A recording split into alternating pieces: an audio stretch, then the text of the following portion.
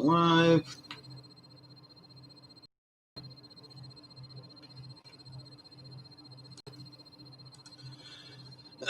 Good morning, everyone. Today is August 4th, 2020. My name is Justin, also known as Seronian of Seronian Gaming.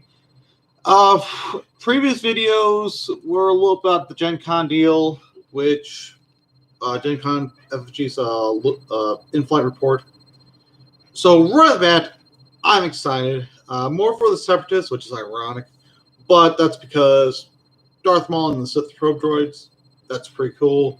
You have the Separatist Specialist, which is multiple droids. I have the deal up here right now, which for me, the fact that Darth Maul has like three lightsaber poses, 2 face poses, I think it was, and that's easily, I mean, that's one where it's like it's before him, it's behind him. That's a lot of modeling deal right there. Okay, so this is just that's exciting about that. But this is a video about the wish list. For me, it's, dude, I'm excited for what FFG is doing. I wish they had the Star Wars RPG license still. I would make the video for them as well, too. But this is for Legion. So, in my opinion, right off the bat, and this was something I was thinking about over the last few hours, was because you have the Republic, you have the Separatists, you have the Empire, you have the Rebel Alliance, you can make I guess it's 3 areas. First one is transfaction units. More importantly for this one, it'd be transfaction would be like the big one off bat at the time was Wookiees. Okay, Battle of Kashyyyk to be more precise. So Battle of Kashyyyk, that's where we can take the Wookiee unit from the Rebel side and be like, yeah, here's a upgrade card where you could bring them into a Clone Wars Republic army. Very simple. You can also have where, Chewbacca, I think he served at Kashyyyk as well too. So he was there in defense of his home. Great, awesome. That's awesome work. And then what else there was? I mean, come up with new units. So transfaction units. So Wookiees are the first one because they're the obvious. They served in the Alliance. They served in the Republic. Great that way. Another unit, even though, yeah, he's also there. The model's also out for the Empire as well too, for a faction already. And because I already said it, it's gonna be interesting. And that is, let me pull it up, the Emperor Palpatine unit. Okay, Emperor Palpatine. Now, on one hand, should he be, does he need to be released? Not necessarily. But for me, Emperor Palpatine, he could also be re-released as well too. And I think I'm looking at the list right now. Royal Guard as well too could be re-released. Be re-released for the Republic and the Empire. Okay. For Emperor Palpatine, it's actually, funny enough, 3 units. Okay, 3 factions. So we have the Empire, obvious. What Chancellor Palpatine? Chancellor Palpatine is Republic. Okay. I didn't really do a whole lot for that one, but in essence, you have Emperor Palpatine, Chancellor Palpatine, and then Darth Sidious. Okay. Now, with those 3 guys, you could have it where different poses, different weapons, different abilities. Okay, let's face it, Chancellor Palpatine is very much the grandfatherly, non-confrontational, very wise, until he's alone, and then he gets scary. Yeah. Darth Sidious, he's also very scary. In fact, I can see Darth Sidious being both commander and an operative. And the reason why I say that is that he did go off by himself. I mean, if you're a fan of the Clone Wars, I didn't see the episodes.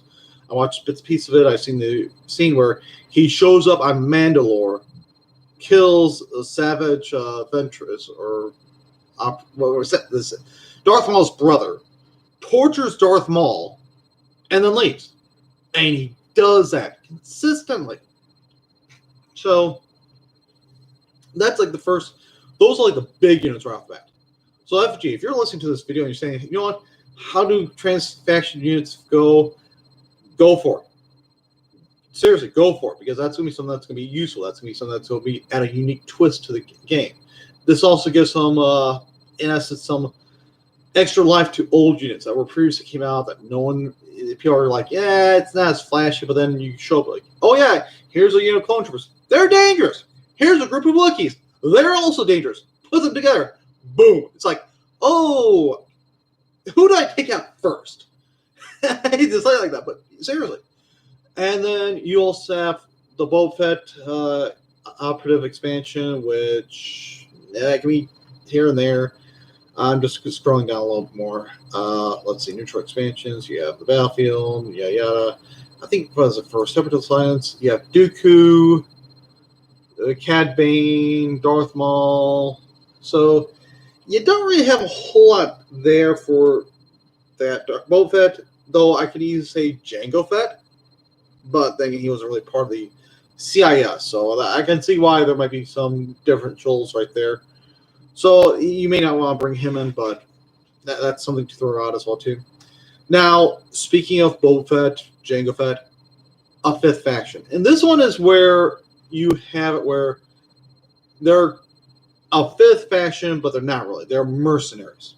This is where it just something to get out, new models. Be like, yeah, here's a Trandoshan unit. You have for, let's see, boss operative for Legion for the Empire, but he can easily be, have him be a fifth unit. Okay, same with Jango Fett, even though not a whole lot there. And have it where, these are the mercenary units. These are the Tusken Raiders. Have it where, while not a, I don't know if it's I don't know if it's the word is viable I'm looking for, or just characterful, or iconic. Actually, iconic is probably the best one. Iconic military force, where you have the Tusken Chief and the Bantha Riders and the Tusken Raiders. You have 3 units. And I don't know how you would go about getting operatives, and I'd probably say heavy would be it, I would say.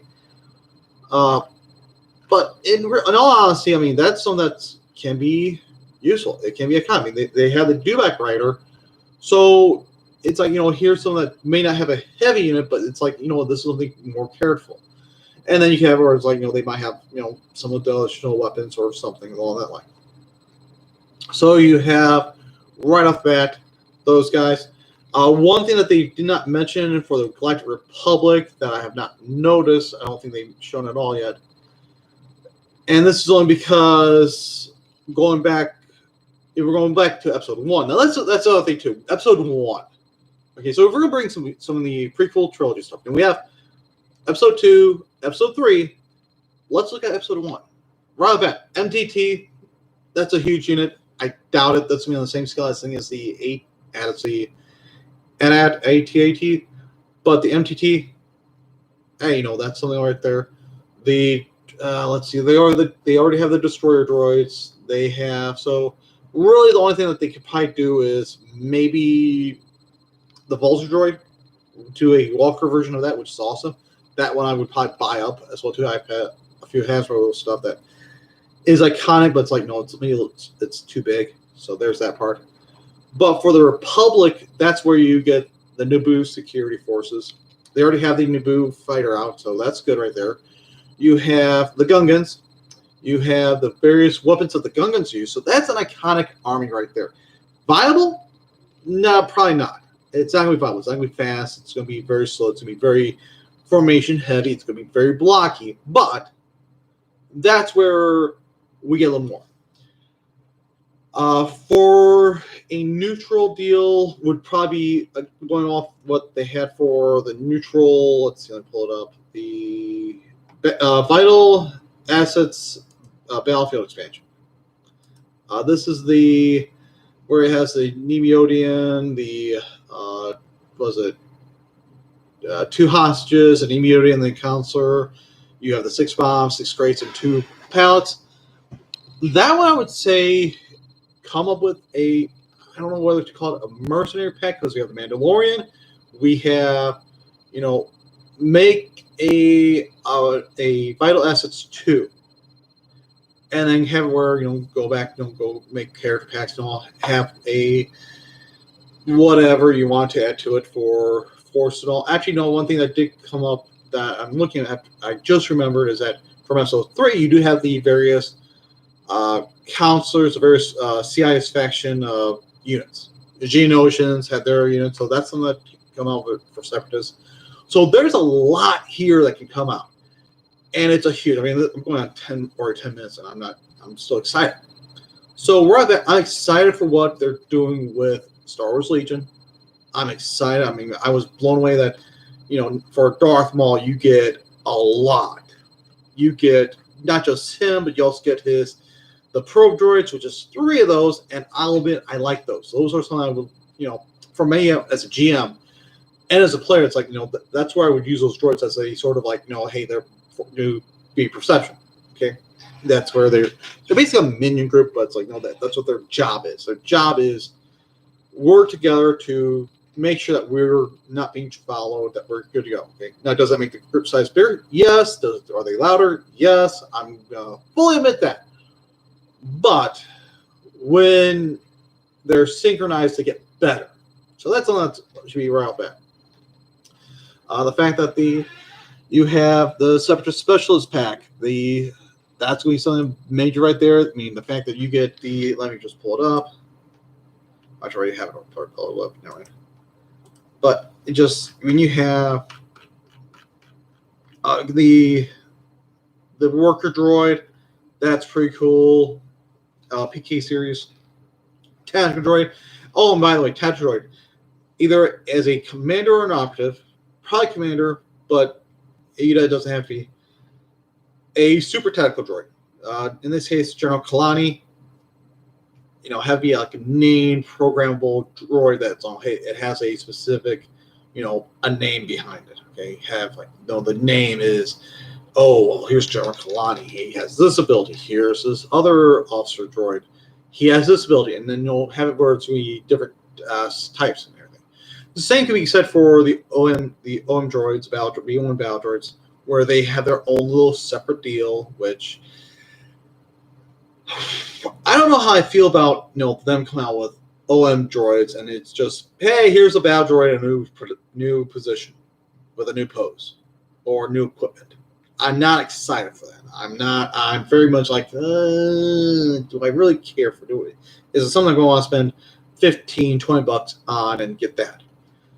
But as is, I mean, tactical battle droid, good. The little Viper droid that they have is good there. You have the EV droid that's going to be useful there. Let's see. Let's see. And a Viper Recon droid. Now, the Viper droid is going to be good. The EV series medical droid, that's going to be interesting. Now, if FFG, you're hearing this and you see that, okay, what about Nemeodian troopers and Geonosians? That's going to be the one that's going to lock her and be like, oh, now this is going to be interesting. Now, whether or not it's going to be, how fast it goes, how slow it goes, so on and so forth. That's, yeah. The fact that Geonosians have the flyability. I'm going to be very and that's going to be probably something that's going to be more like special forces, even though they're not special forces. So it's going to be interesting how they pull that stuff. Now, as far as wish list goes, I mean, right off the bat for Rebels, I don't know. I mean, the Rebel Alliance, there's not a whole lot I can safely say that they need. Then again, probably right off the bat is going to be like a transport. Something better than the X-34 land speeder unit. You have plenty of stuff in Legends that can be easily done for that. You have, let's see, the Cassian Endor and the K2SO commander, which, okay, whatever, looks like Luke Skywalker operative expansion, whatever. Rebel Troopers upgrade, yeah. The Tauntaun Raiders, maybe. Rebel Veterans unit, whatever, whatever. It's very much, I guess a big one for me would be weapon kits, if that makes sense, personnel kits, to be able to change out various troopers from for example, for the Rebel Troopers, their the laser cannon defense team expansion. The P Tower as well too, so that's one that can be brought up. You have the Veterans Trooper expansion, which has the guy with the heavy laser blaster. You have the E-Web. Being able to exchange guys for that one, that'll be good too, in my opinion.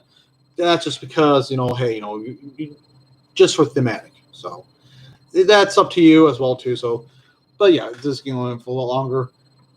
But yeah, I mean, right off the bat, FFG, you're doing a great job. Okay, you're doing a better job. I was excited for a lot you put out. Do I wish that there was some bigger stuff? Some people are asking for the AT-AT, which I totally understand why you may not be a fan for it, but this is where we can try to say it looks like we have someone watching as well too. Great, awesome. But this is where you're doing a great job. You're doing a lot better job than what Wizards of the Coast did.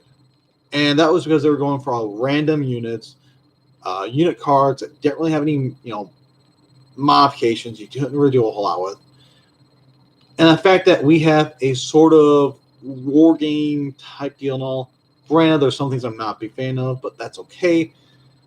So let's go this route. I mean, let's see what you can do. I mean, if you want to take some ideas, drop a line, and people that are interested in this, let me know. Well, let me know what you think, because really this is what comes down to where FFG need the support. We need to look at Asmodee Games and be like, look, as much as you might want to not take the Star Wars license from Disney, that's okay. Disney, and if Disney's, it would have to be, let me put this out. I want FFG and Asmodee Games, FFG specifically, but Asmodee Games in general, to be as blameless as possible when it comes to should the Star Wars license ever go back to Disney. Should that happen, I want 100% of the blame to be put on Disney. Oh, they want to charge more for a license. I'm blaming on Disney, because guess what? Disney cannot afford to lose money. They cannot afford to be told that, well, because you want to charge another 20% or 10% or 20% on your license when we're in a niche market and we're in a downturn right now. No, don't do that. Disney needs to take 5 minutes to realize that, okay, who's going to buy it? Because as long as you hold the license, no one's making product and you're losing money. And people remember that. And if you hand it back to Hasbro, forget it. I'm not interested in Saga Edition 2.0. I'm not interested in their blind bag gambling mechanic of, if you're doing a draft, then you're stuck with whatever unit you open. And then here's a hero unit that's so great. And then you look at the rules and it's like, he's unplayable. Pure and simple.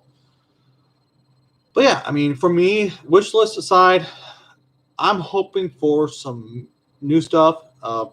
Transfaction, Emperor Palpatine, Darth Sidious, and that's Chancellor and Emperor. Wookiee transfaction, because let's face it, they served with the Republic. And other units, transfaction units. A 5th faction where it's more of a mercenary faction. Here's a niche deal, niche army, here's a Tusken army, and you have where, they're a Tusken only force, then they do get a XYZ ability or whatever. They're mercenaries. Bring some units, change some units around like Boba Fett, the bounty hunters have where they're a faction, but the bounty hunters and so forth. So, but that's my take on it. So let me know if it's a good deal, bad deal, and hopefully this goes good. My name is Justin. This is from Serene Gaming. Good luck, Godspeed, and hopefully we get some good. This keeps going good for everyone. I'm hoping that in the last video I did about Edge Studios, they do better. They have to do better, because if they give up that license because of no product, then forget it. You might as well just give it back to the FFG in the beginning. Anyway, y'all have a good day now. My name is Justin. See ya.